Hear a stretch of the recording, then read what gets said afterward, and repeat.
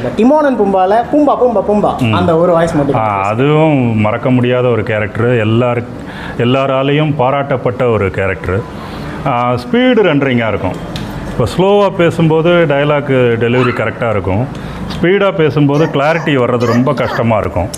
அதில் டிமோன் கேரக்டர் வந்து பும்பா கேரக்டர் வந்து ரொம்ப இன்னசென்ட்டு. இது வந்து ரொம்ப ஒரு கிருத்துருவமான ஒரு கேரக்டர், நரித்தனமான வேலைகள்லாம் செய்யும். கிருத்துருவமான கேரக்டர். ஏன்னா எல்லா ஃப்ராட்தனமும் அதுக்கு தான். ஆமாம், பும்பா வந்து ரொம்ப இன்னசென்ட்டாக யதார்த்தமாக ஒன்றும் இல்லை. பும்பா சொல்கிற விஷயத்தையே டிமோன், அது விஜயகுமார்னு லெஜெண்டரி டப்பிங் ஆர்டிஸ்ட் பேசியிருப்பார். அவர் இப்போ நம்ம கூட இல்லை, இருந்தாலும் அவர் குரலால் வாழ்ந்துக்கிட்டு இருக்காரு. அவர் எப்படின்னா, டிமோன் வாடா, அந்த காட்டுக்குள்ளே நிறைய வண்டு பூச்சியெல்லாம் இருக்குடா அப்படின்னு சொல்லுவார். அந்த கேரக்டர் சொல்லும்போது இது இல்லை இல்லை இல்லை இல்லை இல்லை அந்த காட்டுக்குள்ளே போகக்கூடாது, நம்ம இந்த பக்கமாக போகலாம் அப்படின்னு சொல்லிட்டு, பும்பா உனக்கு தெரியுமா அந்த காட்டுக்குள்ளே தாண்டா நிறைய வண்டு பூச்சிலாம் இருக்குது, வாடா போகலாம் அப்படின்னு.